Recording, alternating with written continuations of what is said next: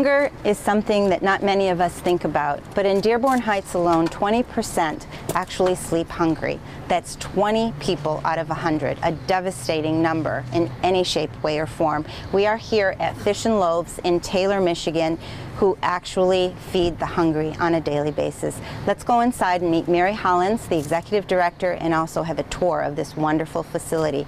Follow me. Well, Fish and Loaves has been around for 10 years. We're celebrating our 10th year anniversary. We were funded and started in 2008 when a group of church groups and other concerned citizens came together and wanted to do something about food insecurity in the downriver area. Since then, we give out approximately 1.6 million pounds of food annually. We see 1,000 people come through our doors every month. We support about 16,000 households of people. We purchase about $20,000 to $25,000 of food per month. Lots of people think that all the food that we have here on our shelves is donated. It's not all donated, although that makes a really good contribution to the organization because it offsets what we might have to purchase ourselves. But we have a budget in terms of making sure those shelves are stocked 12 months out of the year. So food donations, purchases of food through USDA. We partner with Forgotten Harvest, Gleaners. The Ford Fund has been a tremendous supporter of ours. And the other thing that's going on at Fish and Loaves is the Ford Fund has provided 30 Under 30, which is a group of millennials who've come into Fish and Loaves to help us innovate and improve all of our practices. Wonderful. And anybody can contribute food items? Anybody can contribute food items. We run cereal drives. In the summer months and winter months, parents use cereal as a substitute for a meal or snacks. That's always in need, and soups are always in need. We probably go through 160 cans of soup per day. And Fish and Loaves is operated by whom? Is it volunteers? Is it grants? It's volunteer. All of the above? Thank you for clarifying. It's all of the above. So we do grants, we do fundraisers, we accept donations, we do direct mail appeals to all of our supporters. We do have some grant funding, and we do get food donations. So it's all of the above. So we encourage people to donate to Fish and Loaves Community Food Pantry. We're the largest client choice food pantry in the state of Michigan. And that just means that instead of us giving a person a box of food, they can come in and actually shop in our mini supermarket and pick what they want for their families. And that cuts down on waste tremendously. What clients do you have, and how do they qualify for being a client of Fish and Loaves? Well, they have to live in one of the 7 communities that we support: Allen Park, Dearborn Heights, Brownstown Township, Southgate, Taylor, Romulus, Woodhaven, or they have to be a member of one of our 50-50 partners, which normally is a church group, and they can make a referral. But they have to be at about 150% of poverty. That means for one person, they might net $15,000 to $17,000 per year. And if you see that with a family of 1 or 2 or 3, that doesn't really go very far. So we verify that they have the proper identification with a driver's license or state ID. They have to bring proof of income, and then we enroll them into the program. And they can only shop once every other month. So it's not something that we can provide on an ongoing basis every month, but we provide the support that somebody told me can take the edge off poverty. So that's what we're hoping to do, give people a little bit more room to pay their mortgage, their rent, their car note, their insurance. And we have lots of families that come here that are working families. Some work 2 jobs, but it's just not enough to make ends meet. And Fish and Loaves does that with compassion and gratitude to be able to help our community. Wonderful, wonderful.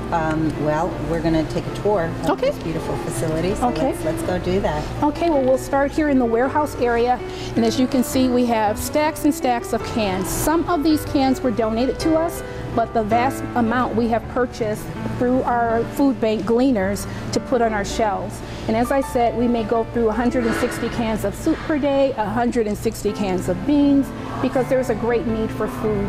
And not only are we trying to supply food to people, we want to supply healthy food. So we are part of the Healthy Pantry initiative.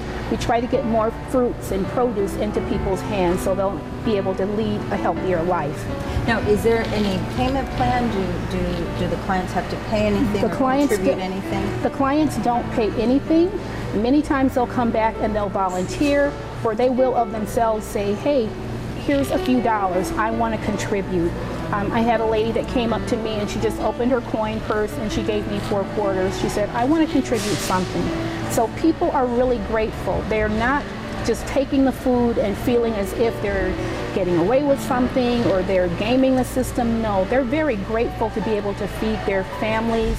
I had a grandmother that came in. She has full custody of her 2 grandchildren now. She said, what I was going to do was cut down on my personal meals so that I could feed them.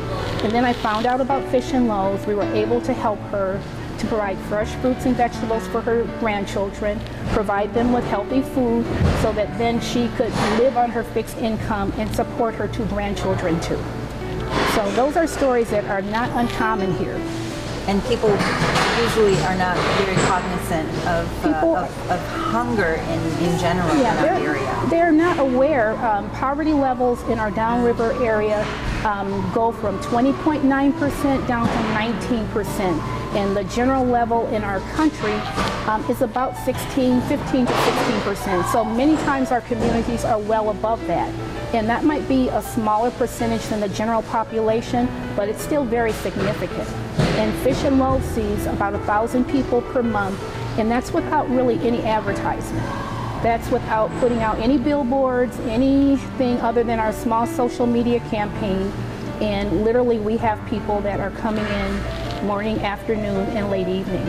And you see we have diapers here. We partner with a church group and we are solely going to become our own center for a diaper bank, so that's one of the needs that we find with young parents, that diapers, which can cost them a tremendous amount of money. If you can't afford food, you certainly can't afford that. And we can do a little bit to help on a minuscule basis to provide that for people. I just became a grandmother, and my grandson goes through more diapers than I could ever imagine. I don't remember that. Yeah, and they're very expensive. So it's very costly. It's very costly, and if people want to get their children into daycare and continue to work, many times the daycare will say we need 60 to 120 diapers up front to accept that child. And so being able to offset that a bit is really helpful to the parents and the young people. Yeah.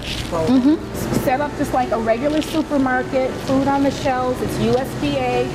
None of our foods are expired, they're healthy, everything is up to date.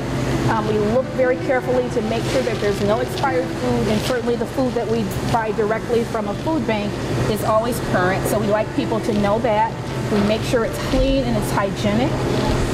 Just recently through the Healthy Pantry initiative, we were able to get this freezer counter here, and we can put more fresh produce on hand for people to take for themselves. Macaroni, spaghetti, anything you basically find in a regular grocery store. Everything you find in a regular grocery store, and people would just take a cart from here and then they would shop. They would get those items that they want for their families. We'll weigh that for them. And as I said, it's based on how many people are in your family. If it's one person, it's 35 pounds, 2, 70 pounds, and so on. And then all the fruits, produce that we've received, we will then put that on to their baskets, and that doesn't count against any weight. So the amount of food that they can take with them is directly correlated to how many people are in their family. How many people are in their family, and most of the basics here count toward that. Proportionate to pounds.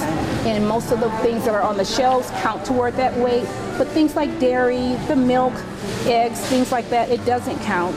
And we don't count the produce that they receive. So if we have fresh cabbage, peppers, tomatoes, anything like that, we'll automatically put that on their cart and they can take that with them. They can come 6 times a year or once every other month.